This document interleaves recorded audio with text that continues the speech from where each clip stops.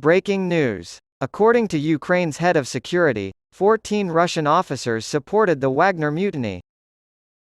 On Wednesday, President Putin was greeted by cheering supporters in the southern Russian region of Dagestan, furthering the Kremlin's portrayal of Putin as a popular and powerful leader. The strength of Putin's two-decade-plus hold on power is still up for debate less than a week after Wagner Group boss Yevgeny Prigozhin's failed insurrection. According to information obtained by CBS News on Wednesday, U.S. intelligence suggests a senior Russian general had advanced knowledge of the mutiny, suggesting the Wagner leader may have thought he would have support for his putsch from within the Russian military. Russia detonates bomb in Ukraine restaurant days after Wagner uprising. In his first interview since the weekend uprising, Alexei Danilov, the secretary of Ukraine's National Security and Defense Council, told CBS News that he believes Prigozhin was in league with not one, but 14 Russian military officers.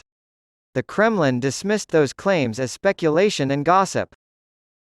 Prigozhin is not an independent person, Danilov said to CBS News. High-ranking members of President Putin's inner circle own him. He belongs to them. This is a group with a goal to change the leadership of Russia, Danilov said. Sergei Surovikin, who commanded Russia's war in Ukraine for several months until he was demoted in January as Russian troops lost ground, is one senior general widely reported to have been involved or at least to have known about Prigozhin's attempted uprising.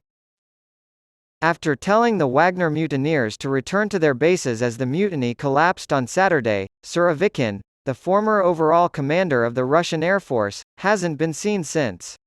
Surovikin earned the nickname, General Armageddon, for his ruthless bombing campaigns in Syria. The general was reportedly detained in Russia, according to a Thursday report by the Financial Times, which cited unnamed sources. When reporters on Thursday asked Kremlin spokesman Dmitry Peskov about Surovikin, he directed them to Russia's Ministry of Defense. We inquired of Danilov as to whether or not Surovikin was among the generals who took part in the brief uprising. Asking, "Do you want me to name them all?" Danilov asked in a snarky tone. "I can't." Experts agree that this uprising has weakened Putin more than any other obstacle he has faced in the nearly quarter-century since he rose to power in Russia, and Danilov predicts that Putin may face another uprising in the near future. Danilov told CBS News that even if the president killed all the generals who were involved in the mutiny, it wouldn't change the outcome. The plan for Putin's downfall is already in motion. According to Danilov, Ukraine will benefit in the long run from the chaos caused by the failed mutiny in Russia as it wages a sluggish counteroffensive against Putin's invasion. Concern about what a weaker Putin or those around him might do next was evident among America's close European allies on Thursday, who have supported Ukraine alongside Washington. EU High Representative for Foreign Policy and Security Josep Borrell told reporters in Brussels, "A weaker Putin is a greater danger. We must now consider Russia a threat due to its internal turmoil." Owners of water-focused eateries on a mission to re-establish community connections.